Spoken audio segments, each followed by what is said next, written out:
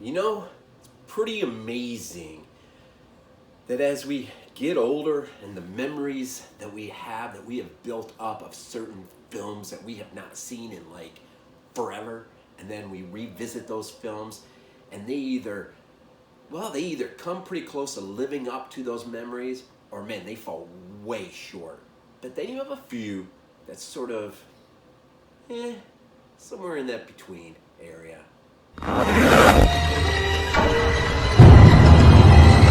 BodyBags, where horror lies.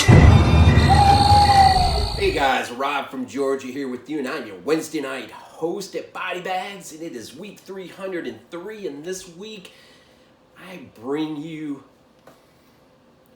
He Knows You're Alone. It's the DVD copy I have here. Of course, this film is from 1980.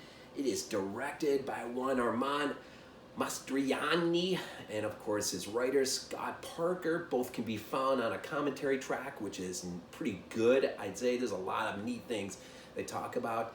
But also I want to point out with this film, its cinematographer, Gerald Field, who will shoot this film, he will go on a couple years from this point, and he will direct, of course, Friday the 13th, Part 3 in 3D. And of course, that might have at least one of the most, if not a few of the most iconic moments in the entire franchise, as far as I'm concerned. But he will get to shoot that film, and he really won't have much after that. The director will do a few films. The Clairvoyant is one. He'll do a lot of TV stuff.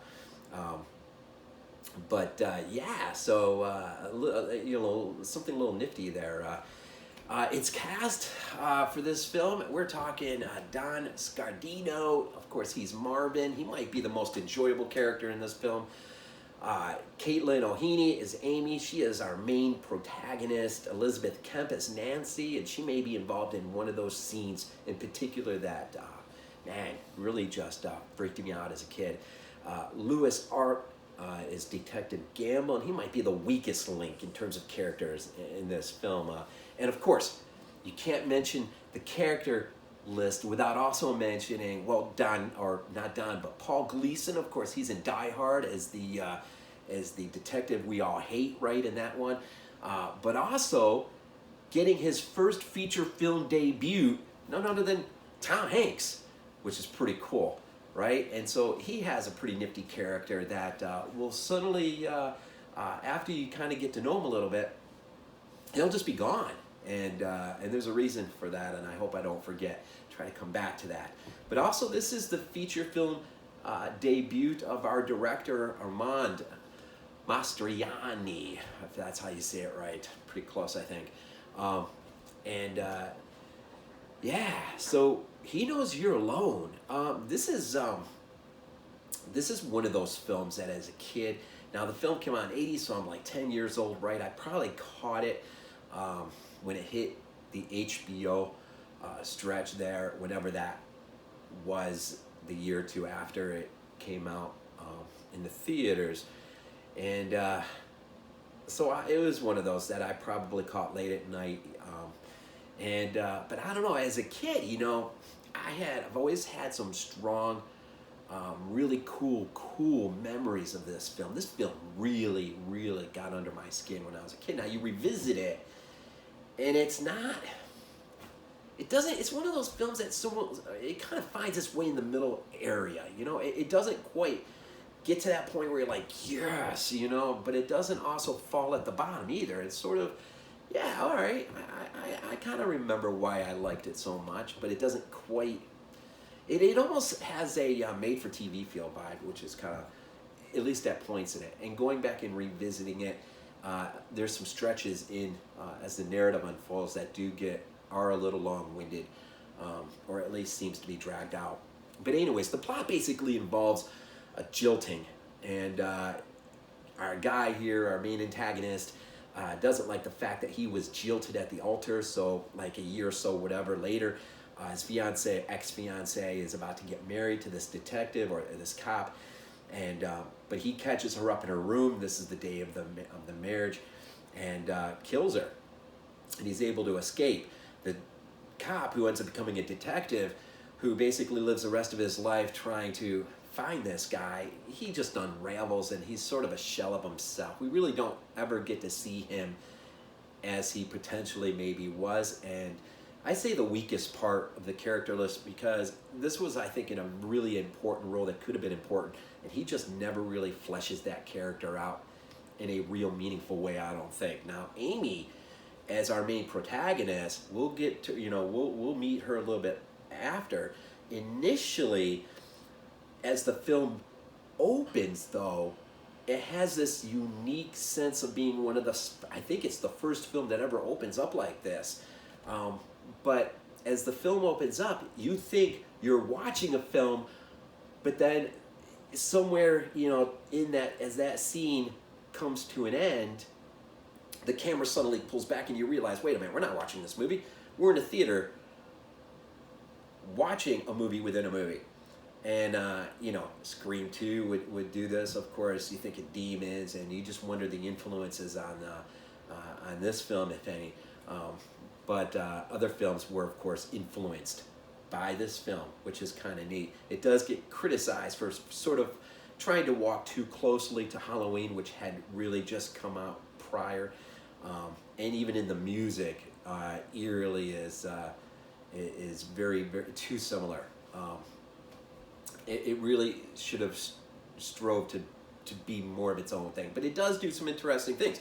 In the beginning, like that whole movie within a movie scene, and what's really cool is there's a guy and a girl out on a makeout session, parked at those places you park, and they hear the noise out and the rustling, whatever, outside the car. He goes out to investigate. Of course, there's a killer out there, but the kid who's in that scene who will end up being strung up by a tree a year later will be involved in a similar fate in Friday the 13th Part 2. He will basically die the same way, which is kind of interesting. But once you realize you're in the theater, you were two girls, and they're sort of our early introductory protagonists, I guess. We're only with them for a bit. And this is sort of the grand reappearing of our main antagonist. And as the girl really just gets upset by the movie, she goes up to the bathroom, and she's up there. She gets this vibe that someone's following her. She comes back down to her seat, and she tries to tell her friend. Her friend doesn't want to hear anything about it. And, well, the killer comes in right behind. You see him sit right down behind her.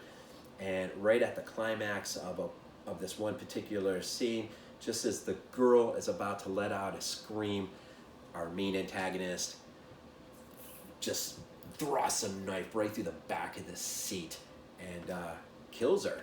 And she screams, and she sort of slumps over into her friend. He gets up, conveniently, just quietly walks away. And then her friend will, of course, realize what has happened. But this will bring the detective back into the,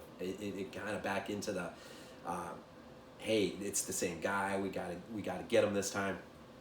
And so then you will meet our main protagonist, Amy, who's just like days or a week or so away from getting married, and the killer sort of latches on to her as his next potential victim.